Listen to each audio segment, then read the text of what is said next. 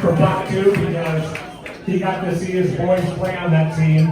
And if you've run into Buck over the years, he's always talking about it. He's very, very proud. And I'm very pleased tonight to introduce one of the people that's behind this, Buck Johns. Buck, come on up.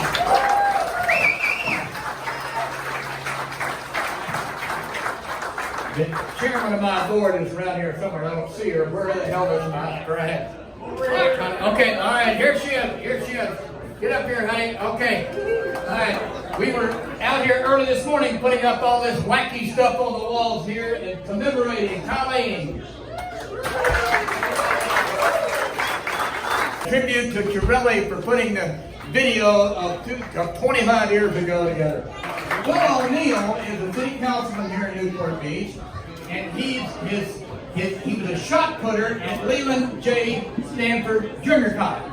And UCLA played this dog out of him this past weekend, so I know he's a little tender about that. But that's where we are, and his father was a judge, and we're delighted to have him on the city council. We have some words here from Will O'Neill. A great team echoes throughout time. So I'll just say one thing real quick. I get to toss the coin on Friday for the battle of the day. I actually have the game coin right here, and right here is the Newport Harbor High School logo. So we'll see if we can get this to come up on the old heads when it comes up. So good luck to you. Thank you. Brad Avery is on the city council in Newport Beach, and Brad Avery is here. And we're getting a couple of words from Brad. Brad, would you come up? I said, Brad, I thought you were an athlete. He was a sailor. That's what we're here for, are the Newport Harbor Sailors. No. I sailed in a boat, okay? And I went to FC and sailed in a boat and got a scholarship. I don't think that's athletic, but here he is. Well, Buck, you're right. It's not athletic, but it's a lot of fun. And the class of 71 at Harbor High, and I haven't gone far. I've lived on Holly Lane right across from the tennis courts for 32 years. So I keep track of the games from my house, and I can hear the band clearly and the crowd roar. And if there's a lot going on, I'll go over to the game and hang on the chain link fence and watch it, you know. Go Sailors. In the book, you'll notice a forward in there. And the forward in there, Colleen and I worked together to write that forward. And the point that was made in the forward was the importance of athletics and competition and team games and how important it is in youngsters. We were blessed to have had all of our kids be able to participate in those things. And now we've got grandkids. They're sitting right over here. Okay, they got Luca and Rusty there. I got Mitch, who went east to go to graduate school. And then it's a special thing to have them being involved. And then I don't know if Owen's arrived or not, but we got a kid that's down at J. Sarah playing ice hockey. I don't know much about ice hockey. I came from Arkansas, but it's the sports is a very fabulous thing, and that one of the great things, and it's in your forward right there, is that Wellington 200 years ago beat Napoleon, who was the toughest guy on the block, and he said that the battle at Waterloo was won on the playing fields of Eton. And I think that's true of us and how we compete around the planet, and I couldn't be more proud of where we are in that competition. Next guy I want to introduce is one of the biggest guys in the room, and he didn't play at Newport Harbor, but he's a state senator, and I'm damn proud of him. I'm going to go bring up John Morlock and his pride is here. And he's doing, I beat on him a lot, but he's doing a hell of a job. We're going to re-elect him. John Morlock. Thank you, Buck. And I just want to say that my two boys were pretty big. They tried to get recruited by the football coach, and they declined, and it really bugged the football coach with their big guys. But my youngest did go, and he went on the sailing team. And he went to work for Brad Avery. So I'm a little offended by some of your remarks. What's going on? Come on, Brad. Thanks for being here. I want to comment on the fact that we're still alive 25 years later. And it's amazing to look back because it's October of 1994, and a little county where the Cleveland Browns play, called Cuyahoga County, they had a county treasurer that invested in reverse or purchase agreements, and that investment portfolio blew up, lost $125 million. And I'm telling everybody in Orange County, this is going to happen to us. So while you guys are busy playing football, I was freaking out reading the papers on what can happen with interest rates And sure enough, by December 6th, the County of Orange of 1994 filed for Chapter 9 bankruptcy. Tough year for Orange County. Great year for Newport Harbor. Yeah. And so it's good to see Tom Johnson here because he was with the pilot and he covered the race, and I had fun teasing him. So I just think it's fun to get together and reflect because we're such a great county, such great history, and I just want to congratulate you for an opportunity to just have a reunion. This is outstanding. So thank you very much. Thank you, Buck. That is dead on. 25 years ago, the county was bankrupt. The Rams went to St. Louis. We're in the world of hurt, but fortunately, the Orange County Register, of all things, created a television show. And the television show was sports. And it lit it up for all of us. And we're going to get to, Larry Toner's going to talk about that, and Breaker's going to talk about that. And we reshaped the importance of high school football in Orange County. We've got the next guy I'm going to bring up is another important politician to us. Stephen Choi is our state assemblyman. Stephen Choi is going to be making some comments here, and he's got some certificates. And so, Brinkley, I want you to walk over here, and we got Rich. Somebody wake up Rich. And then we got some certificates to be presented. And then we have certificates signed by Steve for every member of the football team, for which we're most appreciative, and he's a dear friend. Stephen Choi, Dr. Stephen Choi. Good evening, Stephen Choi, John. Thank you for inviting me. 1994, I just moved into Irvine and I didn't get to see your championship, but I'm here to celebrate with you your 25th anniversary. And what a great championship for the first time for Newport Harbor Sailors. So even though I could not join you at that time to celebrate with you, today I want to honor you with the state certificate of recognition for all the coaches and all the players. If you come up here, I will have the honor of presenting to you. And then also, thank you so much, Richard Dunn, for writing the book to make it into all the history into one book that will help all the people to have a good memory and history recorded in the Newport Beach Harbor Sailors. Thank you.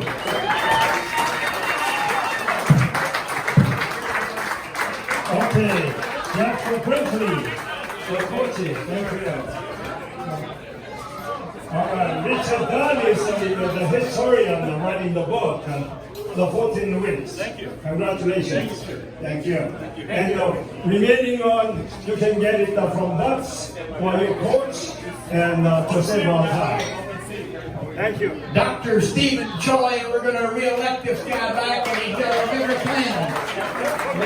We're working on the English language, and we're doing great work. A deep shot, now. Okay, all right. We've got one of the most important people. The other team won the congressional seat back, but we're taking it back. I'm on the right side of the aisle, I want you to know that.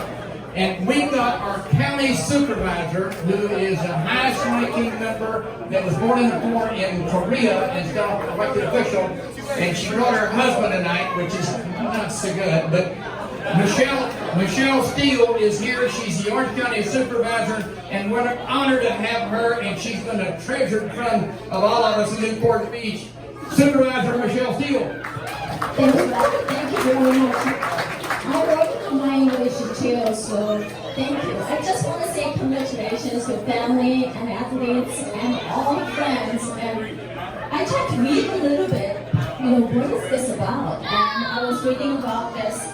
1994 is just amazing, the state title that you took over. So you know what? Congratulations, and let's have fun. I cannot wait to read this 14 weeks or page by page. So I am very honored to be here today, joining all of you and celebrating together. So thank you.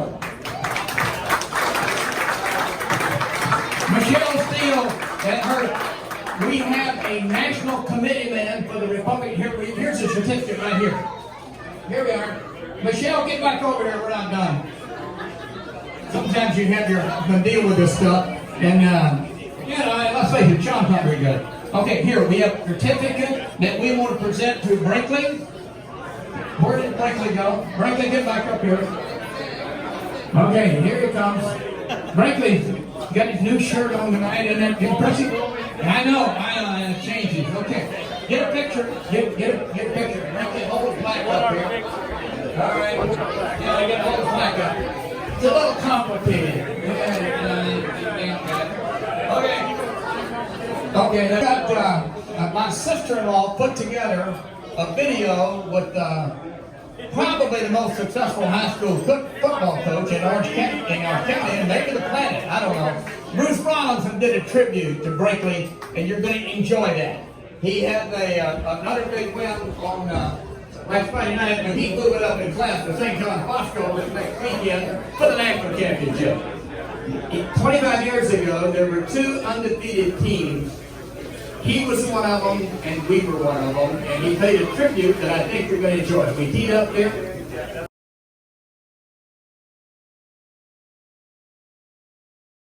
When you go back, 1989, I took the job, and you know, I didn't know anything about anything. I didn't know anything about any other program. I had no head coaching experience, and you know, we got to the playoffs our first year in 1990. We did well. We ended up, getting to the semifinals, and then 91 we win the first championship, and things are starting to roll, and I'm kind of getting the hang of this head coaching gig.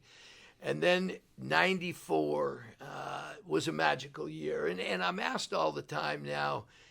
Brink, he can associate with this because I'm still doing it. He was smarter than me. See, the public school guys are smart. Dave White, he's out of it. Brink's out of it. Okay, I'm still here with this vow of poverty, trying to make ends meet. But you know when you have a special group. In '93, we got hit in the mouth in the finals by Eisenhower. But I had them all coming back, and Johnny Flynn was our quarterback, and I kind of feel stupid talking about modern day when we're honoring Newport Harbor, but you look forward to a year like that. We knew we had a lot of parts to the race car, and we were excited about taking it racing, and the next thing we're starting to roll people up pretty good. We were big up front, and Brink remembers this. No matter what year it is, if Jeff, you remember, if you don't have an O line and a D line, you're not going to get much sleep, and you got to have a quarterback if you really want to get 5 hours of sleep. We had all those parts in place.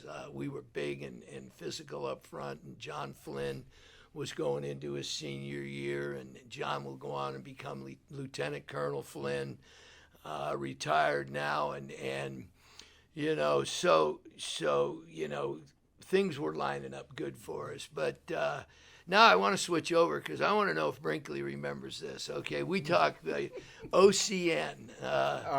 It's pretty. There's a lot of people that don't even remember it. The old Register building, and they converted it. But Jeff, you remember we all went up there for the championship, and if your former players that are attending tonight will bear with me, they brought all the guys that were going to play in the CIF championship, head coaches, to OCN. And I had been reading from afar about Jeff, and all of a sudden I'm in the same room with him, and I thought it was funny because I looked at him and I said, man, he's got a good tan. And I had to kind of look at myself and go, I look like I lived under a rock. But we were excited. Jim Kuhnenau was there for Orange Lutheran, and Jeff might remember some of the other. There was only one or two more, if that. It was a fun night. I knew I could sense the excitement that Jeff had, and for you players, you had a great head coach there, and I listened to his interview, and all he talked about was his team and his chemistry of that team, the team that is recognizing their former coach and your reunion, and what you guys are doing tonight is what high school football is all about. You know, you teammates come together whenever you can. Weddings, baptisms, it doesn't matter, okay? Tragically, Saturday I had to come together with some of my former players for a funeral. And you know, we as coaches, we pledge we'll always be there. But it's those happy occasions. This 25th reunion for you guys, it's going to be a special moment. I have no idea why I'm still doing what I do, but you know, I know those moments are ahead because you can coach great players. There's great players in the room, as Coach Brinkley knows, but it's you players and your chemistry. Okay, I'm going to ask you players a question. When you go back to your reunions, if you even go back, where do you first go? You find your teammates, right, brothers? You find your teammates, and then you hope that the old coach, Coach Brinkley, will be there. But that's what it's all about. And now you've come back together 25 years later to celebrate a great football coach, a guy that no, we never competed against each other, but I read about him, and we had tremendous respect for the Newport Harbor team, and have a great time tonight, man. And Brink, man, you're smarter than I am. I'll have to call you and find out if this retirement's all it's cranked up to be. I got half people saying don't do it, and I got people saying it's time to do it. So, but enjoy the evening. God bless, and enjoy it, man. Enjoy it. Celebrate together, and hopefully those rings still fit your fingers if you haven't put on too much weight. All right. Go Newport Harbor, baby. That is so good. Thank you guys. Thank you coaches, and thank you players. Number 5, Brian Johnson. Brian Johnson. Pam Berger here. I want to thank everybody for coming out. I especially want to thank Coach Brinkley, Coach Torelli, the fans out here, the players. Special moment for us. I mean, it really is. It's 25 years later down the road, and we all are up here doing this shit. So, Danny Polito.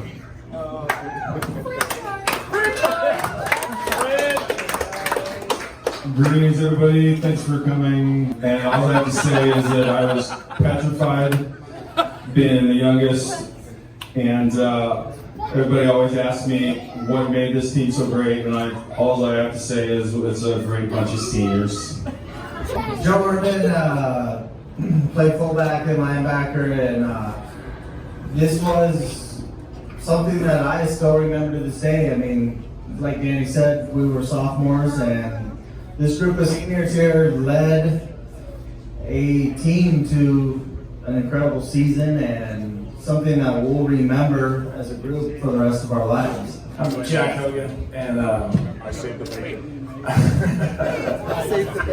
No, it was an amazing year, and it was. I mean, we were all close friends, and we were all close friends back then. And I just remember all the times off the field where we just hung out, and we were a tight group. And when you're in that huddle, and it's a big play. I mean, you just knew your brothers were right there with you. My wife, we've got to go to sports and another thing, and I go, it's the greatest accomplishment of my life. And then she chucks a shoe at my head and goes, get some jewelry.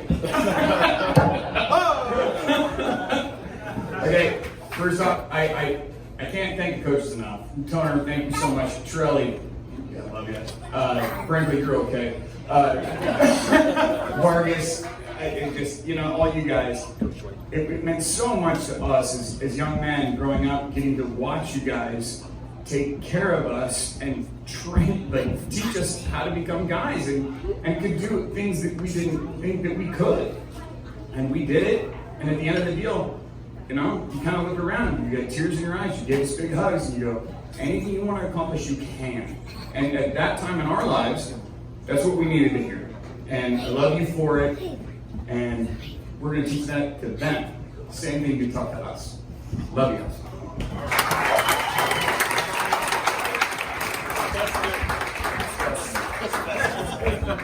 I'll live with that now, Coach. Thank you for that. My friend and plays tight end and linebacker, and I don't have a lot to say. I want to quickly thank the guys that aren't here. They couldn't make it. We have an amazing group of people.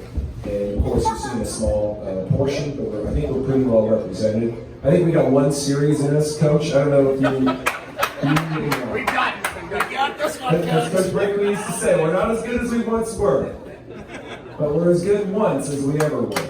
So, if you need us, we're here on Friday. Good luck against CBM. Thanks for being out here tonight. We really appreciate it. Come on, Big Mo. I'm gonna take a deep breath. Mo number 77. I just want to thank all the coaches, thank all the players. Good time with this little short guy next to me playing. And thank you guys for putting this together. I want to thank Coach Shirelli. There's something that I'll always remember. He told me, Mo, if you work your ass off, you accomplish a lot of stuff. And I still tell my kids that.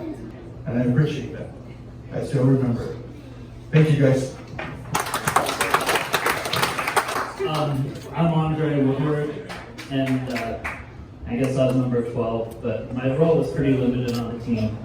But I just wanted to kind of speak to the idea that other guys touched on here a little bit, is the idea that you can accomplish anything. There was never a doubt that we were not going to lose a game. I mean, that was our goal from the beginning, is to win every game of the year. And it was this weird thing that we all talked about and we all worked toward.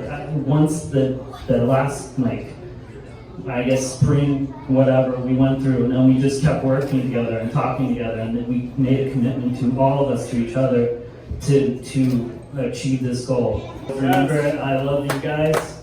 I love you too for coming. Thanks, guys. Good evening, my name is Mike Vargas. I'm actually the head football coach at Estancia High School. One of the things we instill in our kids there is loyalty, hard work, and you're just average guys. And that's one of the things that Coach Brinkley professes. We're average guys trying to work hard, and I think that's the mentality we've brought over to the West Side. And Coach, thank you so much for being a good friend and a mentor. Thanks very much. And the bottom line is, how do you want to be remembered? And I think that's a key for everybody in their life. You know, how do you want to be remembered? And I think these people are going to be remembered as the men that they were and the men that they are now. And I think Coach Brinkley, all the other coaches following his lead, brought this group together in multiple groups year after year. And it was an honor and a pleasure working with Coach Brinkley and everybody else, and it was an honor working with these guys. Thank you very much. Thanks for having me this evening. I remember the day I got the call to become the head coach of Newport Harbor, and the first thing I remember, my dad looked at me and said, "You ready for this?" I remember showing up the first day and thinking to myself, how do you create your own path? You know, because his path is so great. Just speaking to his players and the words they have to say about him, you would know the greatness of the coach without even looking at the wins and the losses.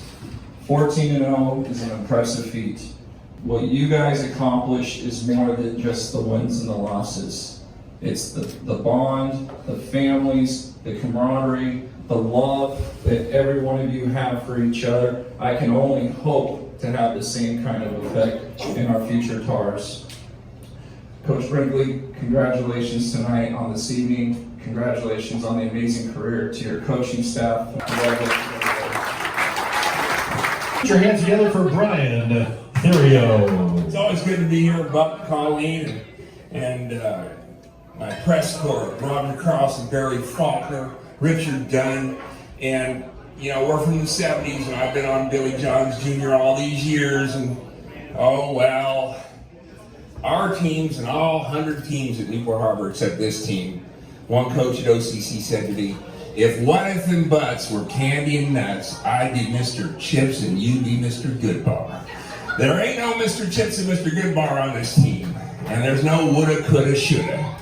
Every team before you has a woulda, coulda, shoulda, and every team after you has a woulda, coulda, shoulda. And I thought this was really going to light this up, this undefeated team, where we'd see skulls and crossbones on Brinkley's helmet, and we'd see all the kids wearing white shoes and looking good. But you knew behind Brinkley there was Ciarelli and his Karate Kid. Football is team sport. You ain't going to get white shoes with Brinkley. You're going to get a straight staff and great times. But, you know, I got a call from Track and Field News one time, hypothetically, and Dunn, you caught it on this book. These guys are trained to be a quarterback for Brinkley, because you have to run from the huddle to Brinkley back and forth, and many of these guys are sub-4-minute milers now. So that's what we always love, his innovation, and he changed the life personally of our family, escalated one of my sons to amazing heights. And I really, really thank you and the staff and Coach Ciarelli and Vargas and the rest. It was just absolutely wonderful. No woulda, coulda, shoulda. Thank you. Thank you. Wow, what a night, huh? This is surreal. I just want to thank Buck, and following Buck and following Tom, it was a big shoes to fill. A professional MC here, and of course Buck is a pro, and he's got a few friends in his hip pocket, as we all know. It is humbling to be here. I am honored. I want to thank a couple of people for being here. We have sports writer extraordinaire Barry Faulkner in the house.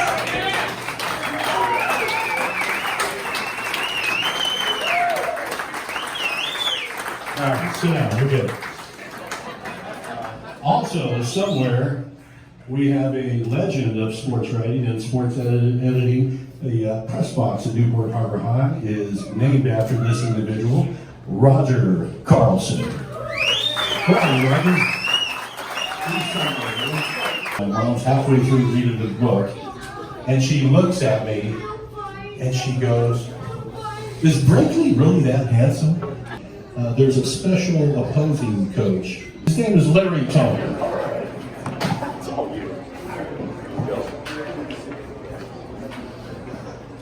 I have notes here only because I don't know the audience and I don't want to foul up something.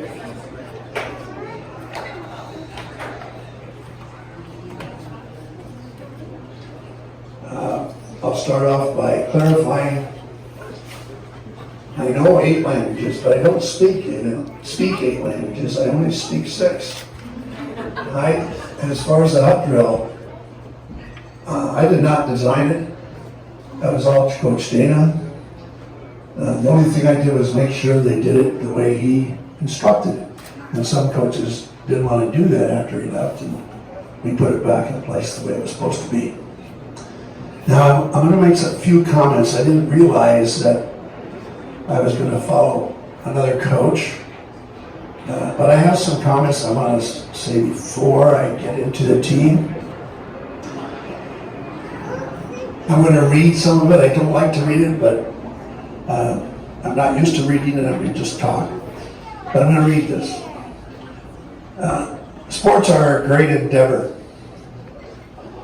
It allows players to learn the mechanics of the game, strengths and weaknesses of the players, style of play, and to begin to develop character. You pick up sides, you play in streets, backyards, playgrounds, whatever will suffice as a field. You pick up sides as equally as possible. So there would be challenge, excitement, anticipation, and accomplishment, and sometimes a victory. These are important points.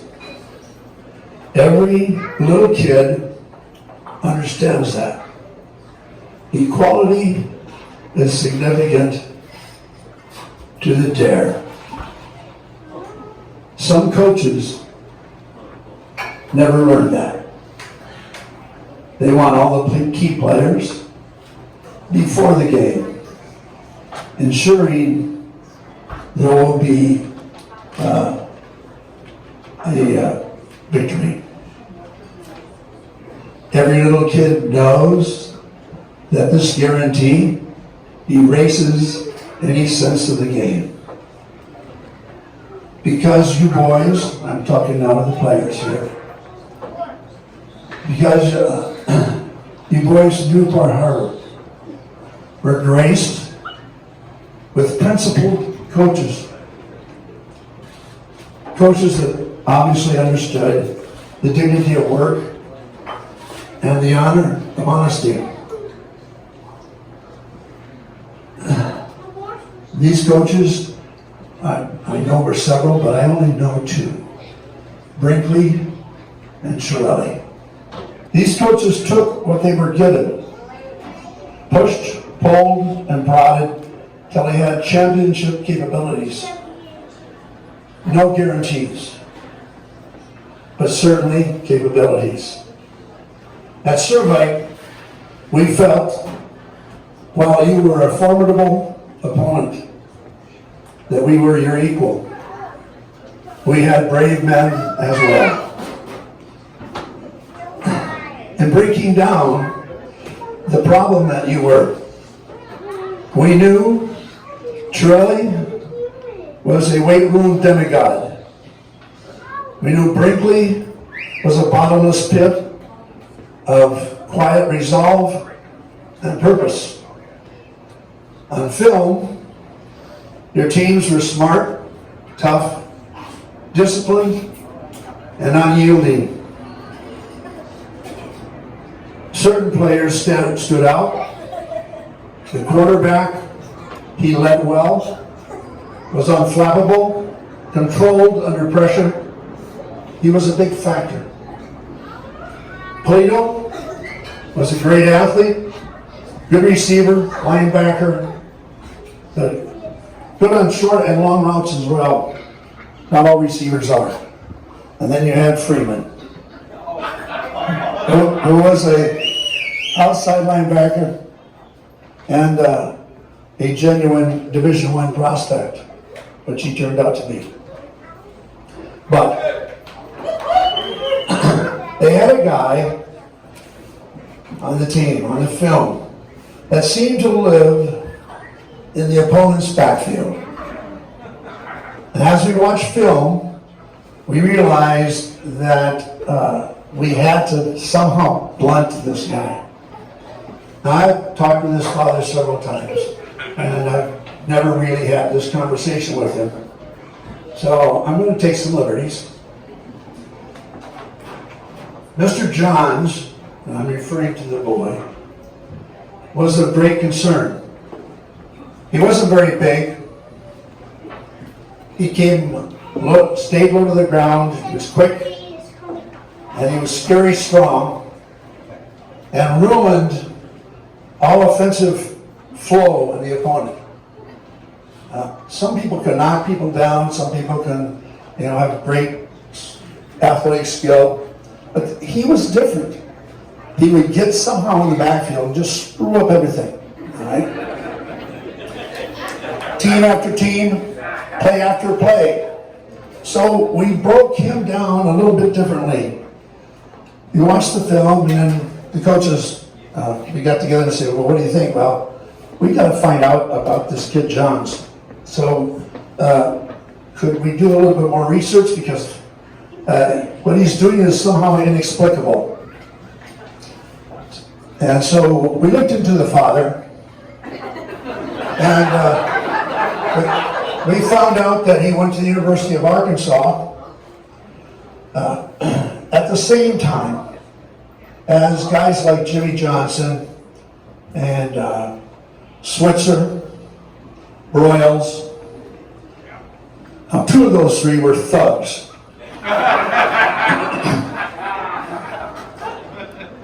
And we thought, well, maybe the answer is there, because we really don't know who his dad was, right? But when they came back to me and says, Coach, we don't think it's him. What do you mean? Well, we got a hold of some stuff from Arkansas, And basically, he wasn't one of those people. He was in the band.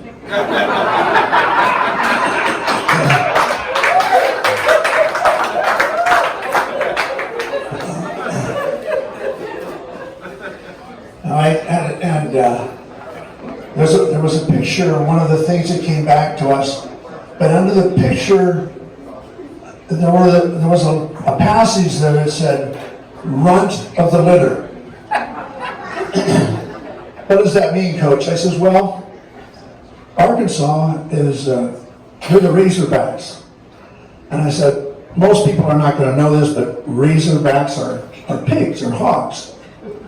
And, you know, when it's time to eat and the sow's ready to feed them, the piglets, they run to the mother. And if you're the last piglet, you get the hind tit. And I guess that if you do that too often, you become the runt of the litter. And how do you know that, Coach? I said, well, I'm from South Dakota. I know a few things about farms. So they were looking for an answer here, and one of the coaches says, well, do you think he's on drugs? That he just doesn't feel the pain? And I said, drugs? I said, wait. I know his mother's family. I said, I taught her brother 4th year French at Sterling. I know your grandmother, the grandmother of this boy. She lives with the rosary in her hands. There's no way that guy's on drugs. Trust me, she was a really hard driving person. So then one of the kids says, so you're blaming this on God? I says, yeah, I'm blaming it on God. All right? So while I did blame it on God, I said, he's one of Chiarelli's clones. I said, so I'm going to blame that on Coach Chiarelli. All right? Now, in fact, we were so concerned about him that we fashioned 2 particular plays that we only ran in that game. And the whole idea was to set Mr. Johns up so he would do what he would do instinctively, and we have a lot of film. We could see, if we do this, he always does this. So we said, all right, we're going to get him looking right, and we're going to kill him with somebody coming from the left.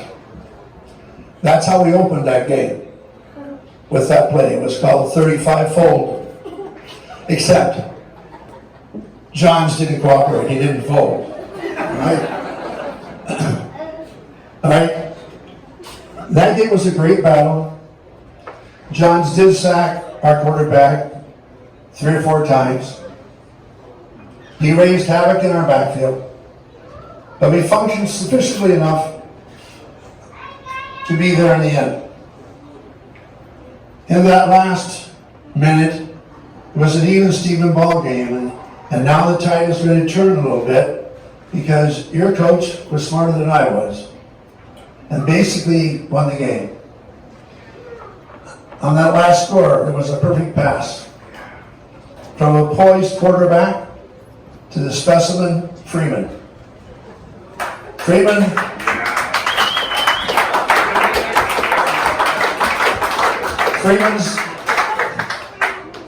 was blanketed by our freshman corner. And while he was a freshman, he was very talented. He's the only freshman I ever started on the varsity.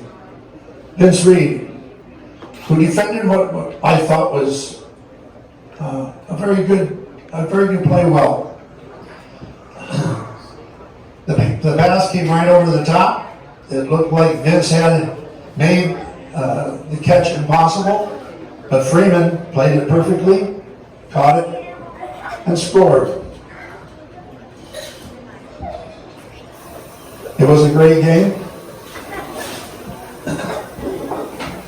I was pleased with our men. They had fought well.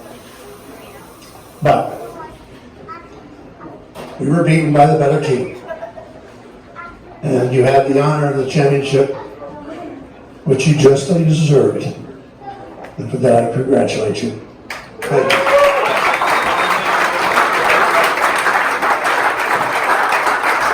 Hey, everybody give Coach Sawyer a big round of applause. Come up and do this type of stuff.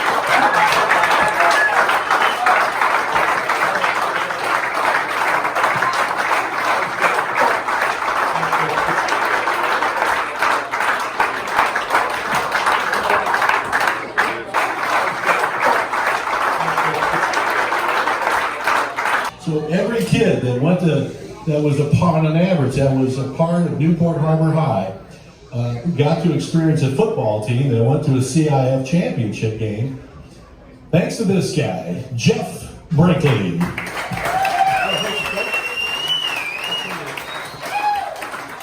It's great to be young in Newport. These guys can relate to that. It was one of my calling calls when I'd go out on the field. But it is great to be young in Newport. It's great to be here tonight, and I certainly appreciate all of you coming out. I want to thank the government officials that were here tonight. I definitely want to thank Buck Johns for putting this together. Buck, you did a great job. Richard Dunn, thank you. That book is excellent. It is amazing. These people are going to enjoy it, and I know many others will enjoy it. I would like to thank some of the coaches that spoke. Coach Rawlinson gave a nice tribute. My good friend, Coach Toner, I already talked to him, and we had such a great relationship, and we used to throw the ball in the summer, 7-on-7, and all that, and I respected his program so much, and it was just clean, hard play, and like I told him after he left, the next year we went up and through, and then from then on we never went back because it just wasn't the same. And it was ironic that we had played each other in the finals one year and the semis another year, and these guys were awesome, and he did a remarkable job with his players. I can't have more respect for anybody. I would like to mention some of the people that have been associated with Newport Harbor football. Coach Lofthouse, number one, thank you for coming out tonight. I appreciate you and all your booster club supporting what we did way back when, and I thank you for that. Ryan O'Donnell, he's not here, but our equipment man, I know these guys love the heck out of him. Coach White was our athletic director at that time. He just stepped out. I've got to mention Judy Ayers, the athletic secretary, Dr. Alex Tischler. Alex was with us for 20 plus years. Alex said, when you retire, I'm retiring. So he stepped out. All the coaches, obviously some of them are here. Coach Vargas was here, said some kind words. Coach Brown, which most of you know Coach Brown. Brownie is still coaching at 80 plus years at Estancia High School right now. We had coaches, and again, I know it's been a long night for a lot of you, but for these guys it means a lot. We had guys, Coach Ramirez and Coach Vedica were coaches that coached with me from Norwalk High School, and they were so loyal to me, thank God. They drove in every day from Norwalk High School to Newport Harbor to coach football with these guys. And I'm just so thankful they got to win the CIF championship. Tony obviously has been mentioned, and 1989 was a big year because I brought in Tony as the strength coach, and we had a great principal at the time, Dennis Evans, and he came down and he said, hey, this guy interviewed, if you want him, we hire him. If you don't want him, we're not taking him. He's a history teacher, we're set up. What do you think? I said, hire him. Because I knew of his reputation as a strength coach, a great throws coach, obviously. And so we brought him in, and I was fortunate enough to have Mike White, who was in between Illinois, University of Illinois, and the Raiders, helping us. So 89 was kind of a tipping point because I brought in Mike strategically, and I brought in Tony for the strength program. And then things just snowballed from there. So again, Tony, thank you, my good friend.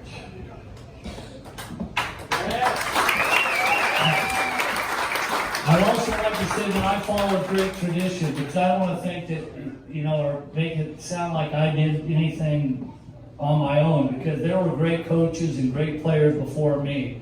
And Brian can relate to this, being an alumni, and some of you other guys that played there in the past. But Ernie Johnson was a great coach who was there in 1970, did a great job. And I played for Ernie at Cerritos College. Ernie, ironically, went from Newport Harbor to Cerritos College, and I was the quarterback at Cerritos College, so I played for Ernie.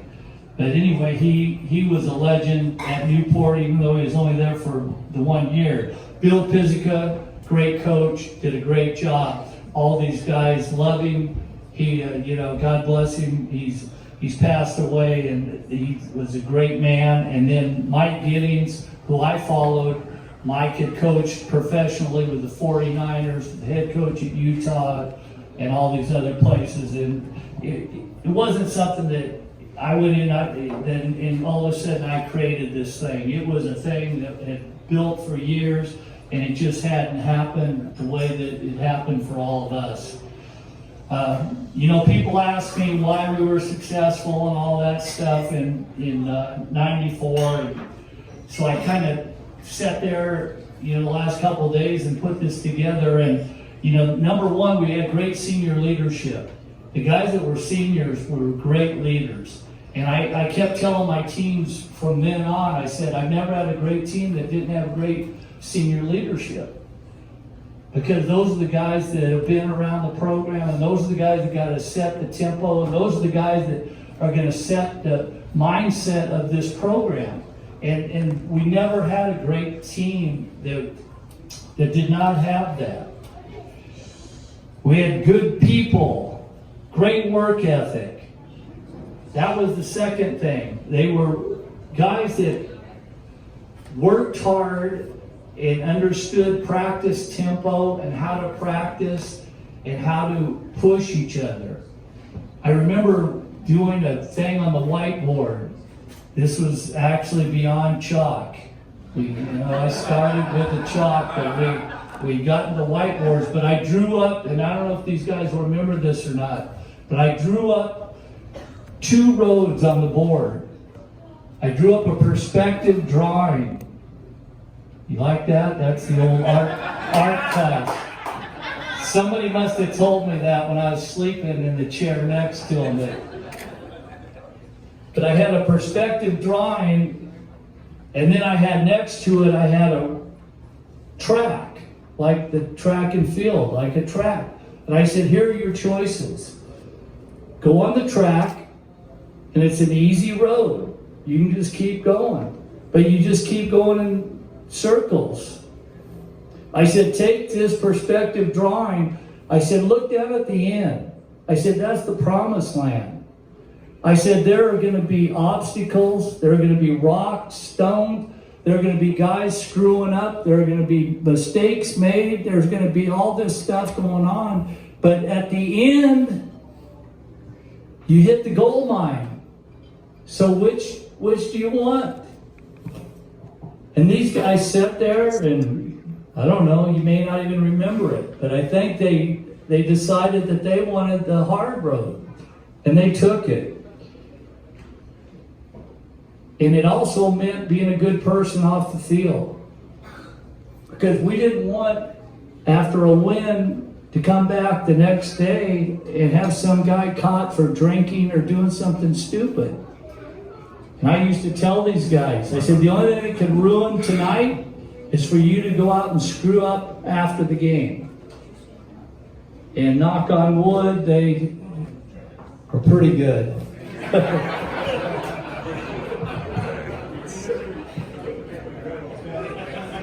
We also believed in a team first. We believed in a team first concept. I watched the movie the other night with my wife, Miracle, about the 1980 hockey team. And the greatest line in that whole movie was when Herb Brooks says, I'm not looking for the best players, I'm looking for the right players. And what we found with this group was we had the right players. Because they didn't care whether they were the starter, whether they were the second guy, the third guy. We had the orange hats. These guys remember the orange hats. They were the scout team because they wore these orange beanies. They took pride in that. They did not care because they knew that was their contribution to our football team. They knew for us to have a chance, they had to do a good job. And when the game was over, I didn't just recognize the guy that was the stud running back or a quarterback or whatever. I tried to recognize everybody. And God bless the Daily Pilot, which all of you guys, Barry Faulkner, Rich Dunn, Roger Carlson, these guys are the greatest guys. You couldn't have had a better group of people supporting your program because they knew how to take the message I had and then deliver it to not only our players but to the community.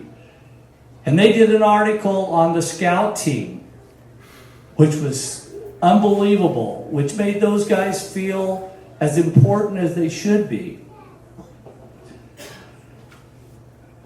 I'm sorry I have notes. I'm not as smart as Coach, so I don't. He has 6 languages. I had 1. I was struggling with the Norwalk language, you know.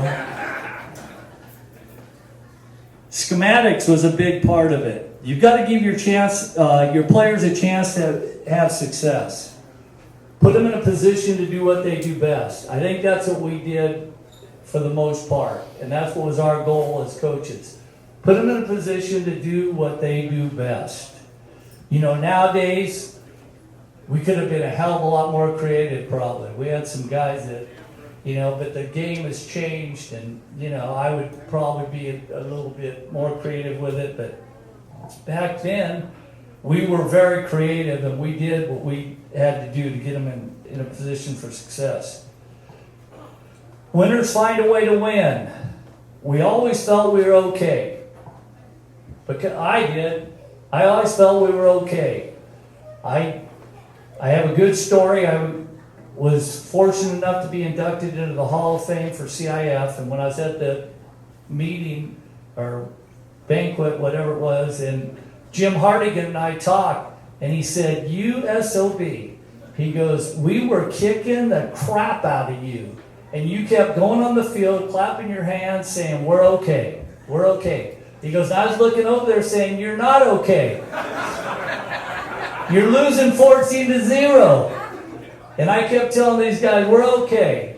And sure enough, boom, boom, boom, things happen. Into the game, Gio throws a strike to John Benzinger for a touchdown, and we beat him. So it was again, winners find a way to win. And the last thing is love and respect. The love and respect these guys had for each other is amazing. And we had guys from every economic, every racial, it doesn't matter. This was the United States of America right there on this field. Because these guys, they just loved each other. They didn't care. Billy lived up on the Ponderosa. Freaking. I used to always tease him. You know, you couldn't shoot a 22 across that land. And then we had guys like myself in moderate housing, and we had rentals, and we had every ethnic background. It didn't matter. Which is the way it should be. These guys just loved each other and would play their ass off for each other, and they did whatever it takes. That's why, as Coach said when he was talking, it is so apropos what he put on that film. We few, we happy few, we band of brothers. And that is the way it's been ever since. And that is the way they played. And how can you beat anything like that? You can't beat it. And I don't care, you know, there are guys that are better, there are guys that are worse, but if you play in that mindset, you got a chance. I'll try and wrap up here quickly because I know everybody's winding down, but things that stand out about that season, one, we did it with the neighborhood kids. We did it with the neighborhood kids. If you read the article today in the LA Times, they talk about Modern Day and Bosco and these guys, how the attorneys have killed this thing and how all these guys are just flocking to these schools because they're out being recruited. And I was out a couple of weeks ago with Dave White, the retired Edison coach, who's a good friend of mine, good buddy. We went out and had a couple of glasses of wine at the Rustic Pelican. We're sitting down there and we're talking about coaching again. And we both said, if we coached again, we would have to get like 3 or 4 20-year-olds with their hair on fire that wanted to go out and recruit the hell out of all of Southern California and try and get those guys to come to your school. And we both agreed on that. It's like that is what it's become to. It's no longer the neighborhood guys that went to elementary together and went to junior high. They funneled into Ensign and came over there, and it's just changed. So I'm proud of the fact that we did it with the neighborhood kids.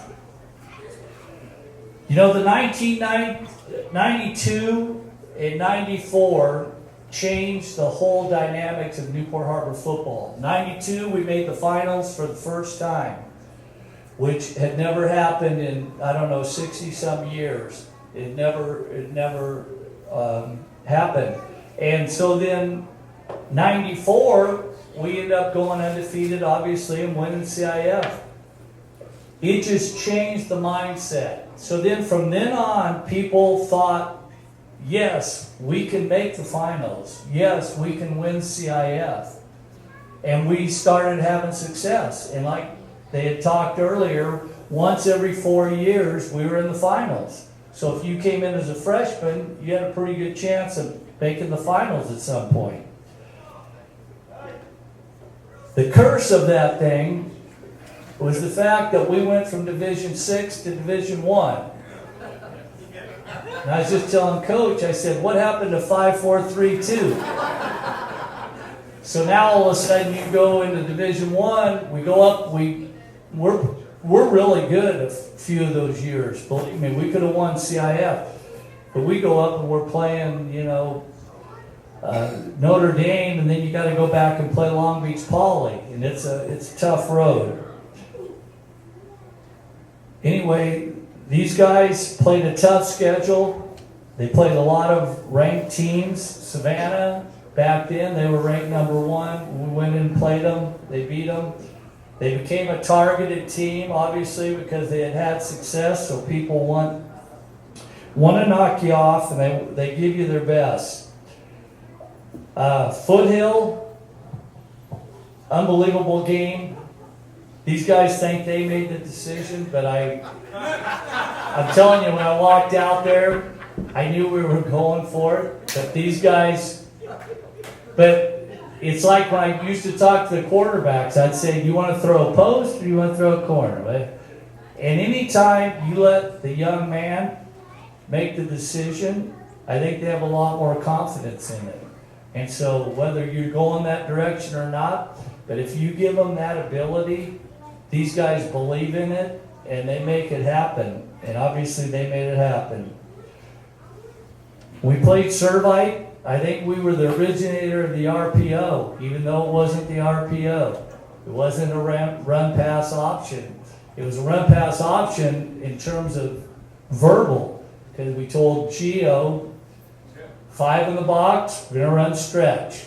Brian was running the ball really well, we're going to run stretch. If they're off, Mike, who's obviously was a stud receiver for us, we're going to throw the hitch. So we lined up and which was our 60 series. They lined up, and Coach Toner, who had a really great corner, I think he ended up being a D1 player. That he was a great player for them for 4 years.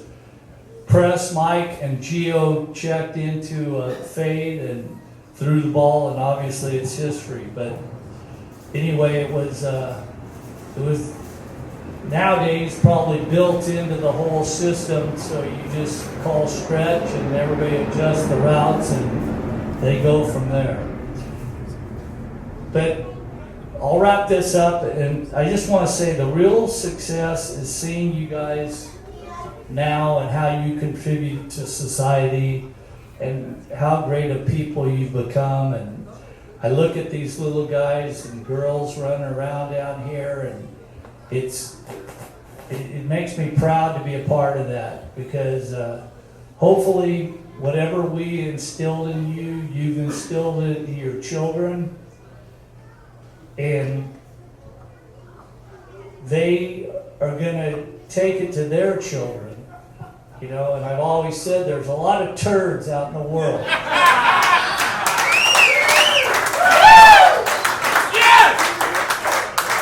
You know, it's a pyramid. And we got to start knocking away at that base. So if we can produce some guys like you guys, and then you make some great kids and teach them those values, and then they have great kids with values, and we start chipping away at that thing, then we maybe eliminate some of that stuff. But anyway, Rich wrote a great book. I hope they make a movie about it.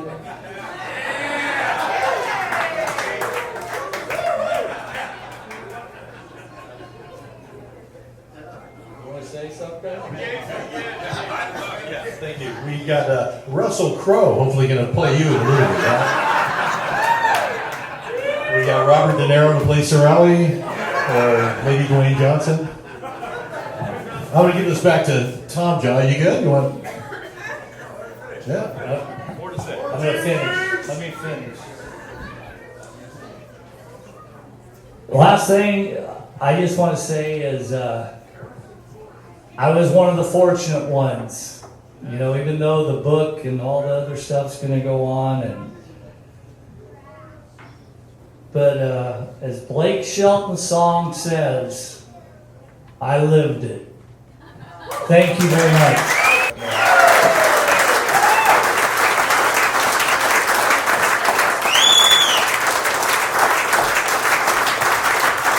All right. Hey, thanks for coming out tonight. If you haven't picked up a book, swing by and pick up a book. We'll give it to you. Just pick it up. Richie will sign it for you. He'll even lie and say something nice about you, whatever you want. We're going to have some music with the hayride, so enjoy that. There's beer flowing that you can enjoy.